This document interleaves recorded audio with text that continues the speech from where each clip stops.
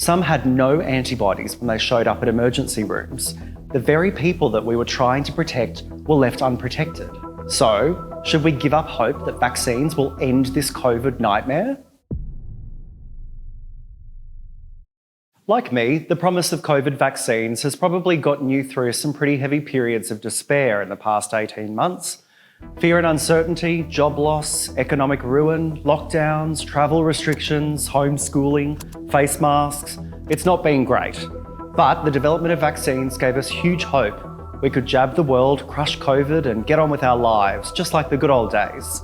Israel didn't mess about and was one of the first countries straight out of the gates to deploy vaccines. And they did it really quickly. That was meant to protect people from COVID-19. So they opened up. Life returned to normal. Things were great. They partied like it was 2019. Then along came Delta. Several hundred people suffering a serious enough illness to land them in hospital. Top doctors warn the healthcare system is at risk of collapse if that sharp trajectory continues. What's worrying about the Israel situation is this. More than half of the serious hospitalizations are people who've been fully vaccinated. Now, concerns are growing in Israel after some fully vaccinated adults got infected with the coronavirus. The country had one of the fastest vaccination programs in the world, but now cases there are rising again, fueled by the Delta variant. Some had no antibodies when they showed up at emergency rooms. Basically, there was no trace of them having had a vaccine at all. And a lot of those who'd been double jabbed but still got COVID, including those who died, were aged 60 and older and had other health conditions. That means the very people that we were trying to protect were left unprotected. It's a similar situation in the United Kingdom. About 40% of those hospitalised in the recent wave of infections had been double jabbed. Like Israel, the UK reached a high level of vaccination and scaled back its restrictions so life could return to normal. So, should we give up hope that vaccines will end this COVID nightmare? Short answer, no. And here are 6 reasons why. 1, a quarter of Israel's population is kids aged under 12. They haven't been vaccinated.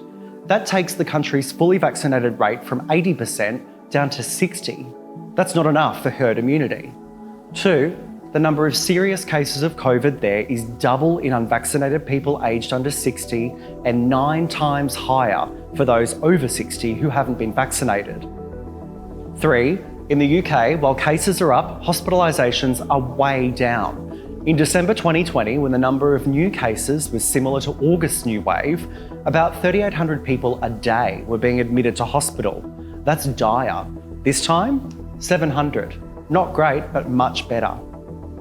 4, the number of COVID deaths in the UK is also way down, and those succumbing are almost entirely unvaccinated. 5, there's this thing called the vaccination paradox. That is, there will be some people who get COVID because no vaccine is 100% effective.